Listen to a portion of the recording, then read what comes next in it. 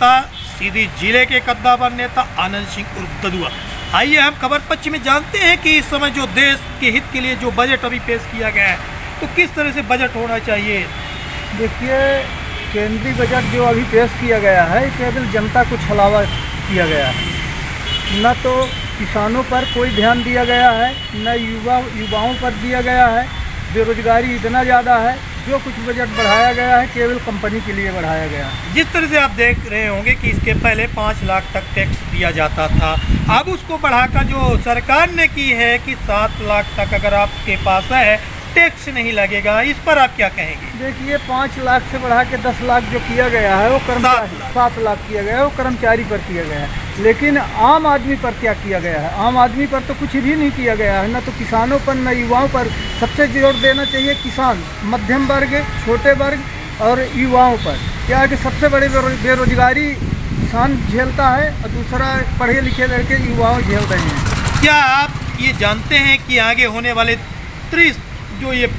जो आपके जो निर्वाचन का जो चुनाव है मध्य प्रदेश, तो 5 राज्यों में जो हाल ही में 2023 में चुनाव है, तो क्या देश इस समय चुनावी रणनीति तो नहीं बना रहा है। देखिए, इस समय जो माननीय प्रधानमंत्री महोदय हैं, चाहे मुख्यमंत्री महोदय हैं, 5 राज्यों में चुनाव है और चुनाव का ही वो कार्ड खेल रहे हैं। केवल लोग गल्ला देकर वाहवाही लूटना चाह रहे हैं, गरीबों को गल्ला देकर लुभाना चाह रहे हैं, जबकि उनको चाहिए कि किसानों को उनका आय दुगनी होना चाहिए। मार्केट में रेट फिक्स होना चाहिए कि किसान का रेट इतना भाव में बेचे जाएगा, चाहे मार्केट में बेचिए चाहे समिति में बेचिए, आपका एक रेट होना चाहिए। दूसरा चीज़, इतने पद सारे खाली पड़े हैं हर विभाग के, युवाओं को वहाँ रोजगार देना चाहिए और उनको नौकरी दिलवाना चाहिए, तब तो सही है।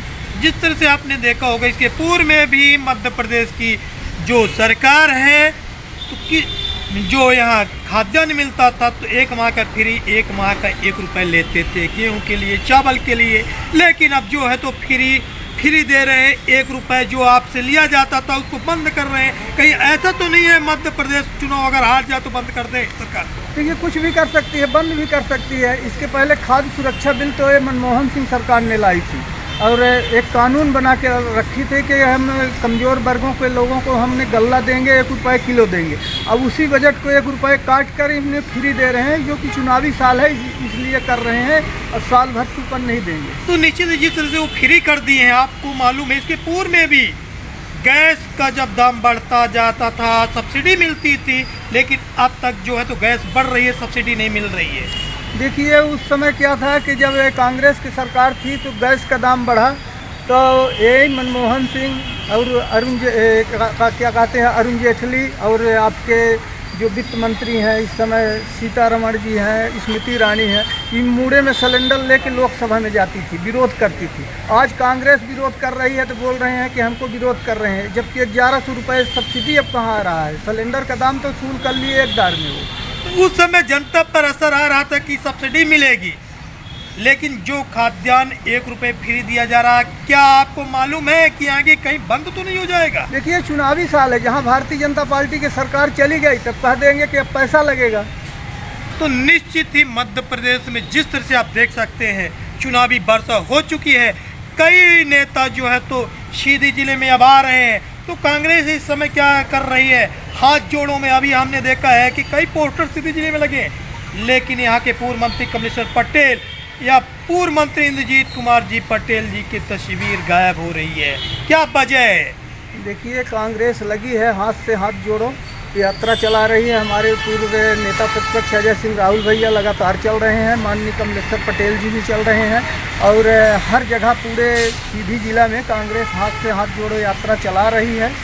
जिस तरह से देश के कांग्रेस के कद्दावर नेता, अगर बात की जाए राहुल गांधी की, अभी हाल ही में जम्मू कश्मीर के लिए कमलेश्वर पटेल पूर्व मंत्री पंचायत मध्य प्रदेश शासन के जो हैं, और जीतू पटवारी को जिस तरह से उन्होंने भारत जोड़ो यात्रा के लिए जो है तो जम्मू कश्मीर के लिए उन्होंने जिस तरह से उनको वहाँ के प्रभारी बनाए थे, और सीधी जिले में उनकी तस्वीर गोल हो रही है, तो कहीं ऐसा तो नहीं है कि कांग्रेस जो है तो कमलेश्वर पटेल से डर रही हो। नहीं, ऐसा कुछ नहीं है।